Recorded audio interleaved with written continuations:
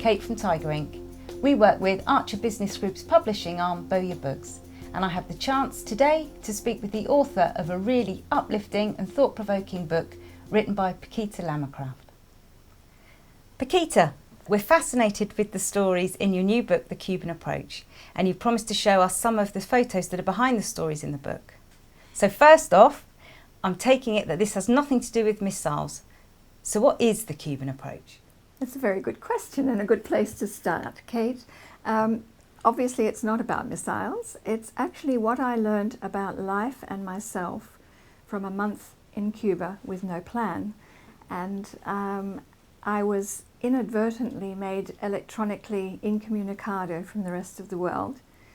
I did have one point of contact where anyone could reach me or I could reach the outside world.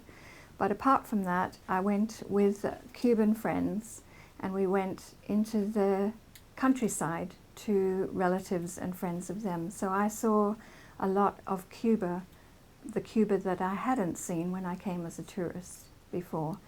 And in the month, I learned so much about myself and about the art of letting go, which is the tagline of the book, because there's so much that we store in that chest of drawers of I won't deal with it right now, that comes back to you when you have enough, you're a printer, white space that goes around it, to actually let your thoughts find their own place. So let me walk you through some of the photos and you'll get a sense of some of the things that prompted that kind of thinking. So the first off, this is Almaderas Parque. It's a lovely natural park, and it's, as you can see, it's quite surreal almost. It reminded me of the Deep South in America, and I had lived in New Orleans. The park itself was part of a grand plan for Havana that was actually initially designed by a Cuban architect and later refined at the invitation of the Cuban architects by a gentleman called Forestier, who we know better because he designed the Champ de Mars parks around the Eiffel Tower. And it was to make sure that Havana had some green space around it. So I do go into that in more detail in the book. But the reason I'm showing you this is because, as you can see, it's really lovely. And you see the chappie on the banks there. But it's a lovely place, and the river used to be the source, one of the main water sources for Havana.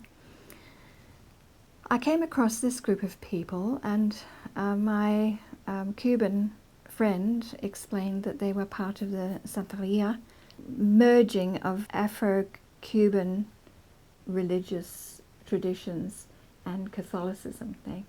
Like many peoples, we merge our religions so we retain our core thoughts and we dress them as is appropriate or expedient, as the case may be.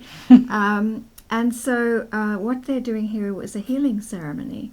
And unfortunately, you see part of that is the offerings of the unfortunate duck and chicken on the side there. And I was quite interested in this. They come out they hire taxis, as you can see, the old traditional taxi. The first time I rode in one of those, it was illegal to do so, so it made it much more fun.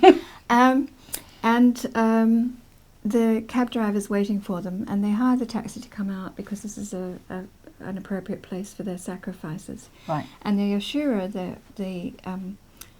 the spirits of their religion, are all part of they're one element of the greater deity, and they represent that. But they need the people to keep them going, so they need sacrifices and they need to be able to be fed, etc. So hence the offerings. While I was taking a picture of this rather magnificent old vehicle, because I grew up with my brother who restores antique cars, and while I was doing this, a chap pulled up in a car, left the car idling, ran into the bush and threw a plastic bag into the undergrowth. And I thought, what's that all about? And that also is quite common, because if you can't afford to come out yourself, or you can't come yourself, you hire somebody to come out and send your sacrifice. So he literally just threw it into the undergrowth. So although, and you can see there's several groups of people, we're not the only people in the park at the time. And this is the result. Wow, rubbish. Absolutely. And on a hot day, you can tell it's there, and so can they. The turkey buzzards are ever present, and in fact you can see them in the trees there, just above our heads. We had no offerings for them. Just waiting. Yes. But you see turkey buzzards, I was quite upset when I saw these, because you can see they're raising their heads, they're not dead. And their poor things are being held there to be sold. And again, I saw it again in another one. This chap here on the side, you can see he is also selling them. And I love this car, you know, El Immortal, the Lada. It's keeping on going no Lives matter on. what. Lives on.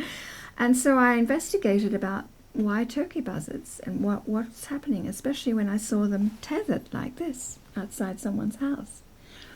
And this is part of the evolution of unraveling the soul of a place. And apparently there was a time on Earth when people weren't behaving very well at all, and so it led to a big drought, and there was the crops didn't grow, and people couldn't get pregnant, or if they got pregnant they were having early miscarriages, and the people begged the goddess of the river if she would fly to the great deity and ask if they could beg his forgiveness. And so she had magnificent plumage like a peacock, and she flew and she flew, and as she got closer and closer to the sun, her feathers got singed, and then they got burnt, and the feathers on her beautiful head all got completely burnt off. And the deity was she was so much a source of affection for him that he granted her wish, but her feathers never grew back. And so they really treasure their turkey buzzards, which I think is rather a nice element to it.